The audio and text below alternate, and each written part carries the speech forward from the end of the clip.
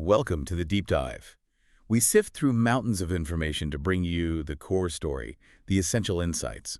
And today, we are diving deep into the world of Prince Rogers Nelson, just a singular phenomenon. Absolutely. An artist who spent 4 decades basically rewriting the rule book for pop music, for sexuality, and maybe most importantly, for how artists relate to the industry. That's the core of it, isn't it? That relationship with the corporations, the labels. It really is. Understanding Prince isn't just about the music, which is genius, obviously. It's about understanding this collision, this constant tension between this incredible, almost supernatural artistic output Yeah, and this deep, almost obsessive need for control over the business side of things. exactly. And that's our mission for this deep dive, Yeah. to unpack that paradox. Because you have this figure who achieved truly massive global mainstream success. We're talking sold-out arenas, #1 movies, Total domination. total domination. And yet at the same time, he's waging this relentless war, legally, conceptually, against the very system that put him on that stage. It's fascinating, and the scale of his output just demands this kind of look. I mean, 39 studio albums released during his life. And that doesn't even count the side projects, the pseudonyms, the stuff we know is still in the vault. Exactly. Plus, over 100 million records sold worldwide. That puts him right up there with the all-time best-selling artists. And beyond just sales, he basically invented a sound. The Minneapolis sound. You still hear echoes of it everywhere in pop, funk, R&B. Oh, absolutely. His musical DNA is all over the place. So we want to track those driving forces, the creative genius, yes, but also the legal battles, the spiritual dimension that drove him. Right. That constant quest for complete autonomy. From the beginning as this multi-instrumentalist kid through the huge fame, the name change, all the way to the mystery of the vault. Okay, let's start at the very beginning then, the making of a prodigy. He was born Prince Rogers Nelson, 1958, named right after his dad, John Lewis Nelson. Yeah, his father was a jazz pianist, went by the stage name Prince Rogers, and his mom, Maddie Della, was a jazz singer too. So music was just baked in from day one. It really was. Yeah. But it's funny, that grand name, Prince, as a kid, he apparently didn't like it much. That's right. He preferred to be called Skipper. Just simple, straightforward Skipper. That's what friends and family called him growing up. Skipper. It's hard to picture it now, isn't it? Yeah. Such a contrast to the icon. Definitely. But even if the name was down to earth, the talent was anything but. Born in Minneapolis, the signs were there almost immediately. He wrote his first song at age 7 on his dad's piano. Yeah, supposedly called Funk Machine, which is just amazing at 7 years old. Right. But it wasn't just a flash of talent, it was the work ethic that came with it, even as a teenager. Producer Jimmy Jam knew him back in '73. And he talked about Prince's just complete obsessive dedication. He wasn't just practicing, he was mastering instrument after instrument all at once. Just this incredible focus. That kind of intense skill must have given him enormous leverage early on. I mean, signing with Warner Bros. In 1977. He was only 18. 18 years old. And he already had the chops to basically be a one-man band in the studio. And this is where that theme of control just explodes onto the scene right from the start. Immediately and dramatically. That Warner Bros. Deal had 2 incredible concessions for a brand new artist.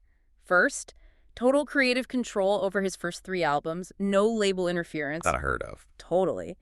And second, crucially, he got to keep his publishing rights. Okay, let's pause there because that's so important. For anyone listening, why was retaining publishing such a massive win? Well, publishing rights mean you own the song itself, the notes, the lyrics, not just the specific recording of it. It's the foundation of music income. Right.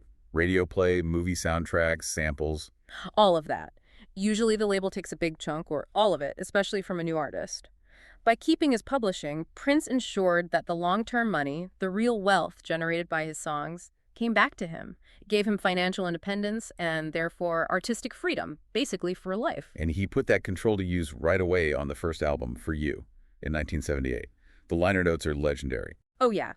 It basically says, written, produced, arranged, composed, and played by Prince.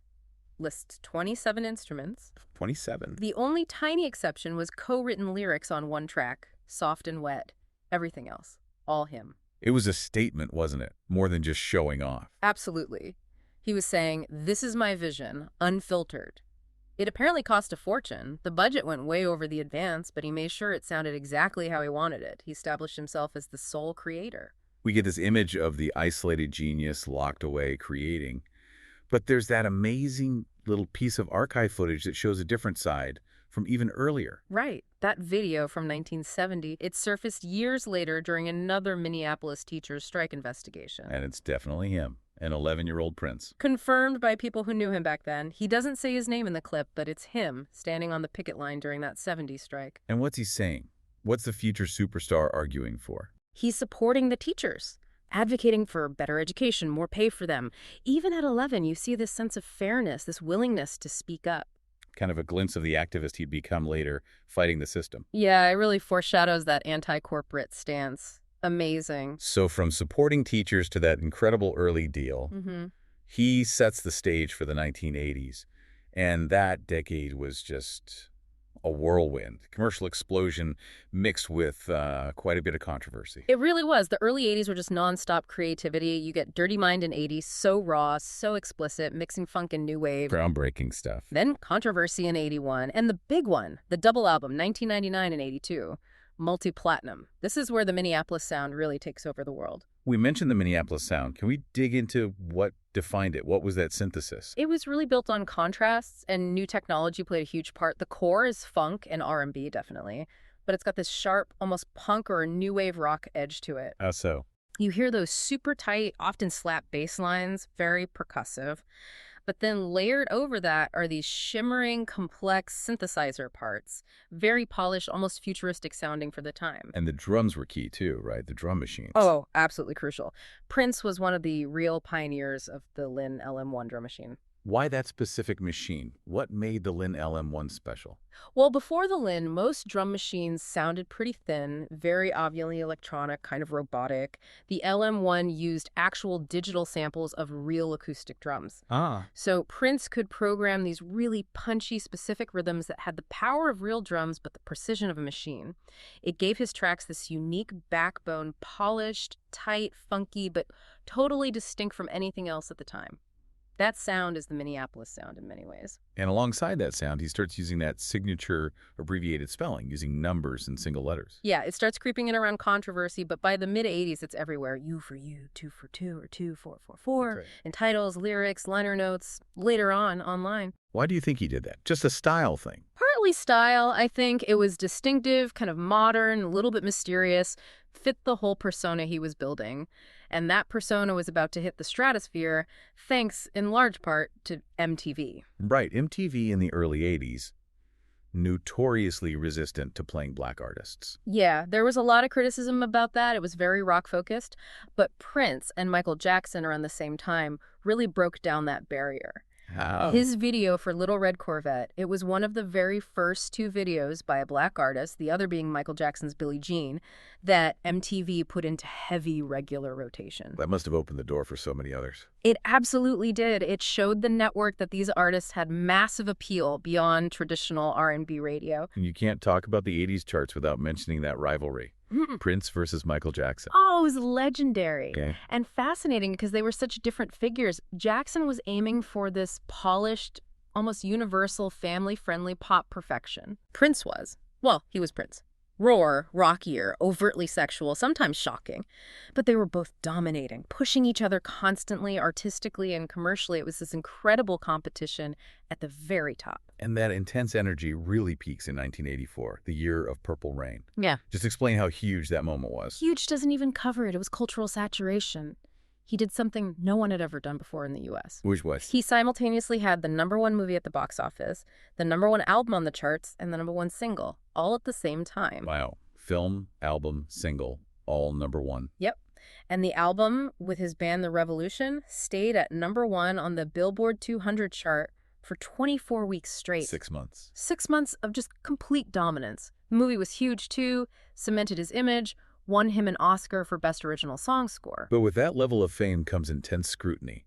And one track on Purple Rain caused a major stir.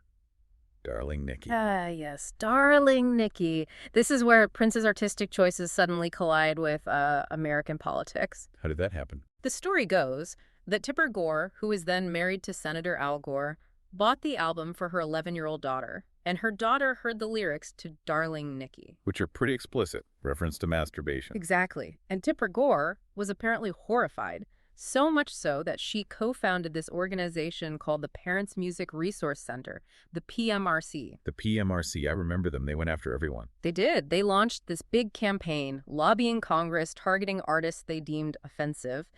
And the direct result of their campaign, sparked initially by Darling Nikki, was the music industry agreeing to put those black and white parental advisory explicit content labels on albums. So that sticker we still see everywhere today Yeah. basically started with Prince. You can trace it right back to that song and Tipper Gore's reaction. His decision to include those lyrics had this massive lasting impact on how music is sold and categorized in the US. It fundamentally changed things. Incredible. Yeah. So he's shaping censorship standards, but artistically, he's not standing still either. After Purple Rain Mania, he disbands the revolution and releases Sign of the Times in 1987. A double album. And what an album. Critics pretty much universally call Sign of the Times a masterpiece. It's consistently ranked as one of the greatest albums ever made. What made it so special? It was just incredibly ambitious and diverse, dense, complex, introspective. It really showed off his entire musical range. And interestingly, it was kind of pieced together from songs originally meant for two other albums he decided to shelve. Which ones? Projects called Dream Factory and Camille. He pulled tracks from those, added new ones, and created this sprawling brilliance statement. That constant creation, shelving projects, consolidating, it shows his incredible output. But it also kind of sets the stage for the next big battle, doesn't it? That volume of work versus the record company schedule. Exactly. Which leads us right into segment 3, the fight for control, the name change, the legal warfare. This is where things get really dramatic. It all kicked off around 1992, right? He just signed a massive new deal with Warner Bros. Yeah, a huge deal. Reportedly worth $100 million, committing him to 6 more albums. But almost immediately, the fundamental conflict emerged. Which was what? What was the core problem? It came down to output versus release schedule. Prince was recording constantly, nonstop. He had this enormous backlog of music he felt was ready to go. Right. The legendary vault was already filling up. Exactly. But Warner Bros., thinking like a corporation, wanted to manage the market. They wanted to release albums maybe every 18 months, 2 years, maximize the promotional cycle for each one. Standard industry practice, really. Standard practice, but for Prince, it felt like they were throttling his creativity. He saw it as the label telling him when he could and couldn't release his art. He felt stifled, controlled. He basically felt they owned his output, his timeline.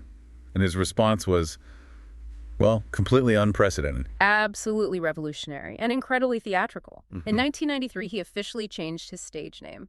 Not to another name, but to that unpronounceable symbol. The love symbol, sometimes called love symbol number 2. That's the one. It was this radical act of rebellion. His logic, as he explained it, was that the name Prince was tied up in the contract. It belonged to Warner Bros. Now. So by ditching the name? He was trying to reclaim his identity, separate the artist from the corporate asset, and to drive the point home, he started appearing in public with the word slavey written on his cheek. Wow. That's not subtle. Not subtle at all. It was a very direct, very provocative statement about feeling artistically bound, like property. And just think about the practical problems that symbol caused for the media. This is 1993, pre-easy internet fonts. How do you even type that? It was brilliant sabotage in a way. Print media literally couldn't write his name. Warner Bros. Actually had to mail out floppy disks. Floppy disks? Yes, with a custom font file on them, just so newspapers and magazines could print the symbol correctly. Imagine the hassle. It was performance art disrupting the corporate machine. It's such a perfect Prince move. Yeah. So since nobody could say the symbol, the media came up with a placeholder.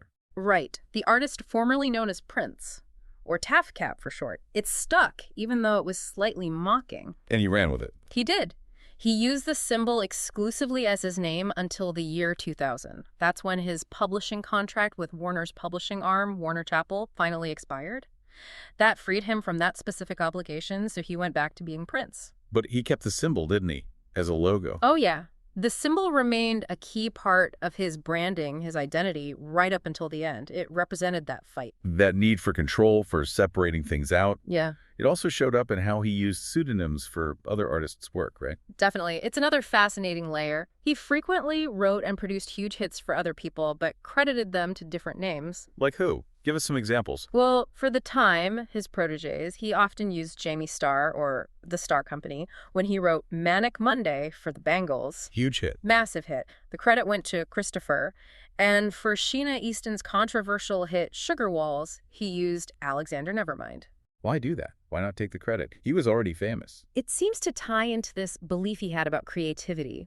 He apparently felt that giving ideas away, letting them flourish under a different identity, actually strengthened his own creativity. It kept his Prince identity pure, maybe. Interesting. And it also let him be this kind of puppet master behind the Minneapolis scene, pulling strings without his name being everywhere. More control in a different way. That idea of the master architect. Yeah. Let's dive into that more in segment 4. His artistry, his legacy, the sheer influence of this polymath. Let's talk music first. His ability to blend genres was just extraordinary. It wasn't just mixing, it was true fusion. Funk, rock, R&B, pop, disco, psychedelia.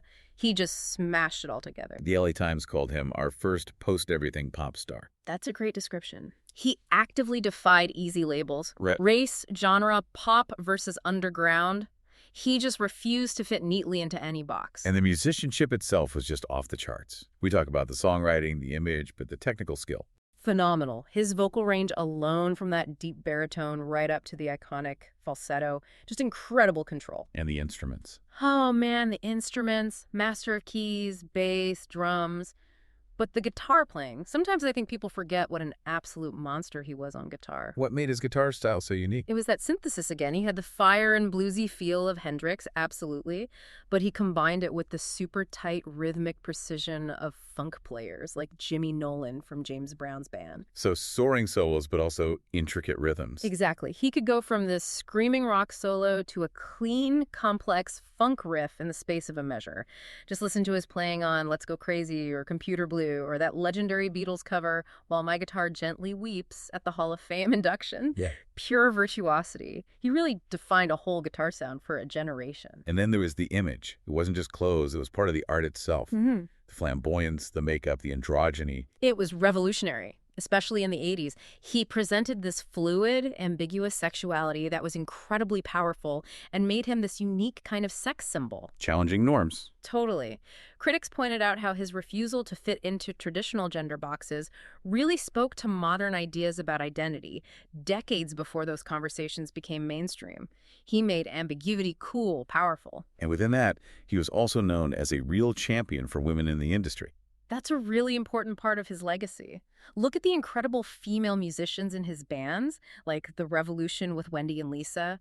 Look at the artists he mentored and produced, Sheila E., Rosie Gaines. They gave them prominent roles. Absolutely. Drummers, keyboard players, lead vocalists, roles often dominated by men in rock and funk bands. Slate magazine noted he worked with an astounding range of female stars and really empowered them. He didn't just feature women, he centered them. His peers certainly recognized his genius. He's always high up on those greatest artist lists. But the praise from Miles Davis, that's something else. Miles Davis. Not exactly someone who threw compliments around lightly, but he saw Prince as this incredible, almost otherworldly mix. What did he say? He described him as a blend of James Brown's funk, Jimi Hendrix's power, Marvin Gaye's soul, Sly Stone's innovation, Little Richard's energy, even Duke Ellington's complexity. Wow. And strangely, Charlie Chaplin's physical comedy. To get that kind of comparison for Miles, it just shows the sheer breadth of his talent. A true musical polymath. And his legacy even has his own official color now, right? Yeah, isn't that amazing? In 2017, Pantone the Color Authority people, they created a specific custom shade of purple, and they officially named it Love Symbol Number 2 in his honor. Linking the color forever with that symbol, that fight for control. Incredible. But a permanent mark on culture itself. Okay, that brings us towards the end, the final chapter. Let's talk about his later years, the complex relationship with technology, the activism, and of course, the vault. His stance on the internet is really fascinating because it was so contradictory. On one hand, he was a pioneer. How so? He won a Webby Lifetime Achievement Award in 2006 for his visionary use of the internet. Remember, he released Crystal Ball way back in '98, one of the first major albums sold directly online by an artist. He built his own NPG music club for direct fan distribution. He was way ahead of the curve. So why did he sour on it? Money. Control. Just weeks after getting that Webby Award, he shut down the NPG Music Club. And by 2010, he was famously declaring the internet was completely over. Why over? He clarified. Over for anyone who wants to get paid. He came to see the internet, especially platforms like YouTube and streaming services, as systems that just massively devalued music, forcing artists to give away their work for practically nothing. He felt it undermined the artist's worth. Deeply. And this led him to be incredibly aggressive about copyright enforcement online. Right. The most famous case is probably that Radiohead cover. His cover of Creep at Coachella in 2008. Yeah, it was by all accounts an amazing performance, but afterwards he demanded that all fan-shot videos of it be taken down from YouTube and everywhere else. Even though it wasn't his song. Exactly. He was incredibly strict about any unauthorized use of his performance. It got to the point where Radiohead themselves had to step in. What did Radiohead say? They basically said, hey, it's our song, let people hear it. They didn't have a problem with the fan videos. Wow. That really shows how absolute his desire for control was, even over a cover song performance. It perfectly illustrates that extreme need to manage exactly how his art was presented and consumed. No exceptions. That fierce need for control and privacy also extended to his charitable work, didn't it? A lot of it was secret. Yeah, much of his philanthropy only came out after he died. He did a lot of good, quietly. Like what? Any specific examples? Well, back in 2001, he heard that the historic Western Branch Library in Louisville, the first library for African Americans in the country, was facing closure due to budget cuts. He anonymously donated the funds needed to keep it open. No fanfare. None. Same year, he found out Clyde Stubblefield, the legendary drummer for James Brown. The funky drummer. That's him. Stubblefield was battling cancer and had huge medical bills. Prince just anonymously paid them all off. He didn't want the credit. He just wanted to help people he respected and causes he believed in. That's incredible. But in his final years, he did become more publicly outspoken, especially on social issues. He did. He became a vocal supporter of the Black Lives Matter movement. How did he show that support? He quietly gave money to Trayvon Martin's family. And then there was that moment at the 2015 Grammys. Before giving the Album of the Year award, he just looked out and said, albums like Books and Black Lives still matter. Powerful statement on a huge stage. Very direct, very impactful, and his activism continued. After Freddie Gray was killed in police custody in Baltimore, he quickly wrote and released the song Baltimore, and then he organized the Rally for Peace concert there, urging fans to wear gray in solidarity, using his art for social commentary right to the very end. Which, sadly, came far too soon, April 24th, 2016. Yeah. A tragic end. He died at Paisley Park, his home and studio complex in Minnesota, age 57. The cause was an accidental overdose of fentanyl. Which turned out to be in counterfeit pain pills, right? He didn't know he was taking it. That's what the investigation concluded. He was apparently dealing with severe chronic pain, and these pills, disguised as a weaker opioid, contained the incredibly potent fentanyl. Just a heartbreaking accident stemming from a hidden struggle. And because he died suddenly without a will, chaos ensued. Massive chaos. Legally, financially. With no will, his estate was thrown into uncertainty. There were reports of nearly 700 people coming forward claiming to be relatives, potential heirs. 700. Good grief. It took years to sort out, and one of the first things the court-appointed administrators had to do was deal with the legendary vault. They had to drill it open. They did. Bremer Trust, who had temporary control, had to physically drill open the vault door to actually see what was inside, to inventory this massive mythical collection of unreleased music, films, everything. The vault. It's almost the ultimate symbol of his life's work, isn't it? All that creativity, locked away, protected. Protected from the very corporate world he fought against. It's the physical embodiment of his drive for control, and then that final detail. His ashes. Placed in an urn shaped like Paisley Park itself. A custom 3D printed urn, an exact replica of his home and studio complex. Paisley Park was his sanctuary, his kingdom. It really was. The place he built to ensure he could create on his own terms, where he lived, worked, recorded, and ultimately where his legacy, both the vault and his remains, would reside. It brings it all full circle. So when you look back at this life defined by this constant, intense, often very costly fight for total control over the art, the business, the image, even leading to the name change, the vault, what's the takeaway now? Well, the profound irony, maybe the tragedy, is that after dedicating his entire adult life to fighting corporate control, to keeping his art away from the systems he distrusted, because he died without a will, his entire legacy, the music in the vault, the use of his image, the story of his life, even decisions about documentaries, it's all now being managed and monetized by lawyers, estate managers, corporate partners. The very structures he spent decades resisting are now the gatekeepers of his art. That is a heavy irony. Which leaves us with a final thought, a question for you, the listener, to ponder. Given Prince's deep suspicion of these systems, his willingness to sabotage his own releases, like shelving the Black Album literally days before release because of a sudden feeling. A spiritual epiphany, he called it. Right. Given all that, what would Prince himself, the man obsessed with absolute control, think about how his legacy is being handled now? How his art, his life story, is being curated, packaged, and sold by the very forces he fought so hard against? Does an artist ever truly get the final say? Especially an artist of that magnitude. It makes you wonder if total control, extending even beyond death, is ever really achievable.